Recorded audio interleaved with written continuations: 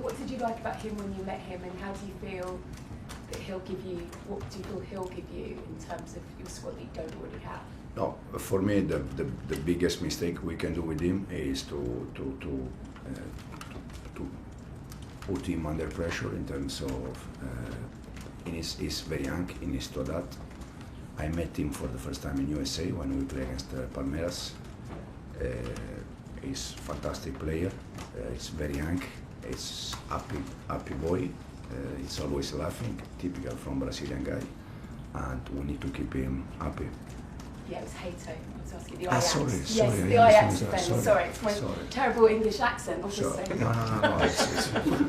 It's my understanding because I was going to is say, terrible. he comes with quite a lot of pedigree to be captaining Ajax at 17, to be already part of that Dutch setup since 2023. What did you like about him? Because maybe leadership was something that you need. Everyone needs more leaders in their side. What did you see in him?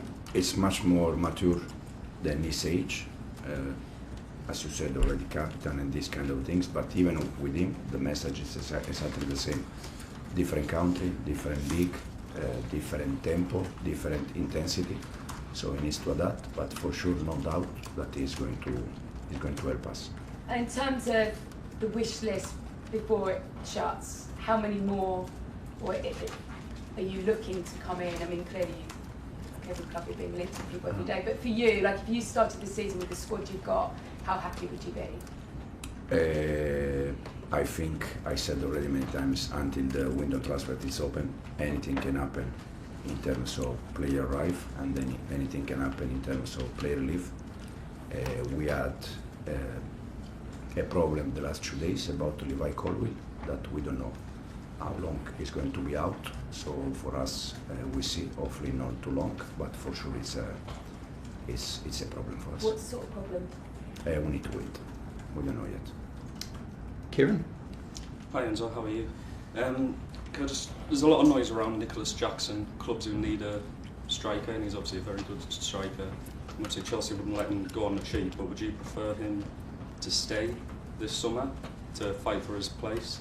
And how do you think he's dealing with some of the reports linking him to Newcastle, to etc.? No, Nico is okay. It's okay. I think, as I just said now, when the window transfer is open, unfortunately or fortunately, anything can happen. So this also involve Nico situation. At the moment, we also those are right two strikers, both of them in USA, Joao and Diego. So we'll see what's happening. Nizar? Hi, Enzo. I just wanted to ask you a bit more about pre-season. Are you worried at all that you might not be fit as the other teams when you start the season? You know, Crystal Palace, I think they began pre-season the day after you won the Club World Cup. So, do you think that that's going to cause any problems for next season? That you might not be as fit? I don't know the answer, to be honest. I'm quite curious because it's the first time happened, so I don't know. It's strange. It's different, and I really don't know. I don't know. I'm curious because, as you said, Palace started the day after we finished in USA. We had 3 weeks off.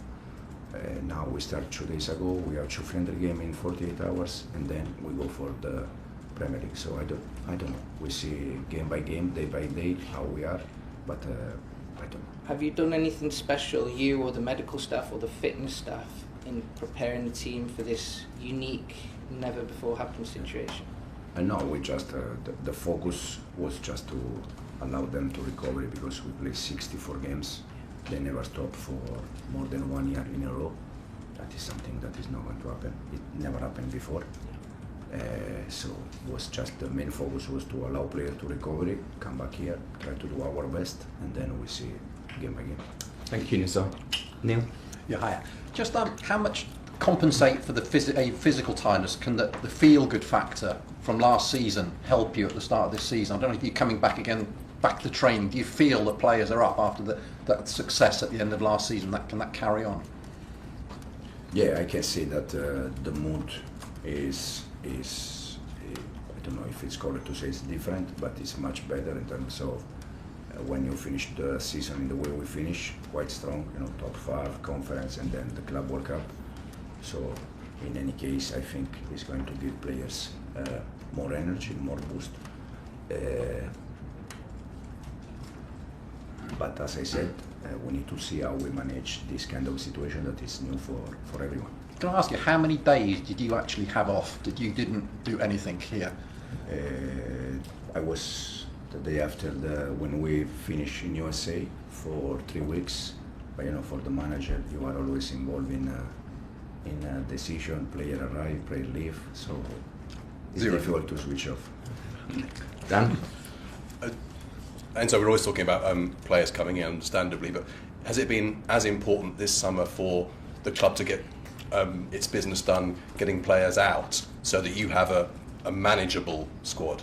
So you don't have 40 players to manage. You want fewer than that. And in particular, with last summer, there was a lot of talk around a bomb squad with people like Raheem and Ben Chilwell not being involved. What's the situation with them, and how important is it just for them as individuals to find somewhere new?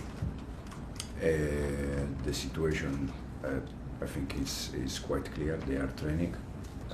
I guess they are waiting for solution. But when they leave, it's just the club that they text me or they call me, even Tom, and that just mentioned me that Leslie joined Burnley. Mm-hmm. I have this kind of news from me or from the club because I don't pay attention with the ones that they are training and they need to leave. I just focus on how we prepare the session, how we can win games, and this kind of news they are from Tom, from the club. But what is the balance though between having enough players to cope with the demands of the season, especially after a short summer, and having too many to look after? Yeah, for sure it's much better to work with 25 players than more the biggest number, no doubt. In this moment we are working with the ones that we want, and we see it from now until the window transfer finish. Thanks, Dan. Liam? Hi Enzo. What's your approach going to be for these two friendlies? They're obviously the only friendly action you'll get before Premier League starts. Are you going to try and get minutes into as many players as possible, or try some tactical things as well? Yeah, we're gonna try for sure to share minutes, all of them. Some of them, like Ato, they start very early compared to us. So we're gonna try to share minutes with all of them, and we see if we are going to try some different things in terms of tactical for the season. Will that be important in terms of giving you more information as to where players are physically ahead of the Palace game? Yes, knowing that I can see them in the last 2-3 days where we are physically. We have now 2 friendly games. We're going to try to share minutes, and then we focus on Palace game. Thanks, Liam. Simon? Enzo, just on Esteval, where do you sort of see him fitting in? I will answer on that. Where do you see him fitting in the team in terms of what position? Out wide as a number 10, where do you think he can fit into? He can play everywhere. He's so good. And for me, it's like goal in terms. Careful. It's like goal in terms of position. He can play outside. He can play inside. He can play everywhere. In our 5 attacking position, for me, he can play everywhere. And there's so much sort of talk around him, excitement. Is your biggest challenge to try and control that and try and take the pressure off his shoulders? Yeah, it's on him. Probably with him, it's a little bit more. We need to pay a little bit more attention because, first of all, he's from the other part of the world, and also it's very, very young. So we need to pay attention. As I said, not under pressure. Give him, happiness. Give him time. He needs to adapt.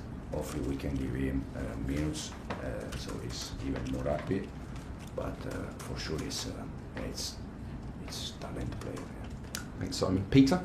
Hi, Enzo. Just to go back to Levi Colwill, does that change anything in terms of the club's planning the transfer market? Like, how serious is it? Well, it depends. We need to wait, and then we see. But as I said, we know each other from last year, and in our way how important has been Levi. I spoke with him yesterday, and I told him if we achieve what we achieved last year, it's also because of him. and he was a main player for us. We saw Wesley Fofana's come back into training, where it seems to be. What's his situation? How ready is he? Obviously, without Colwell, it might be a bit tricky, I suppose. Yeah, no, Wes is back. He's training with us. I don't think he's ready to get minutes in the next 2 games, but probably can be available for Palace game. And this big news because we start last season the first 5-6 months with Wes and Levi, our 2 central defenders. Jack? Enzo, just on Levi, are you able to clarify what happened, whether it was an injury in training, something he's Yeah, it was the first session on Monday. Just in the last minutes of the session, he felt something, and as I said, we need to wait, and then we see. Okay, thanks everyone. Thank you. Thank you. Thank you. Thank you.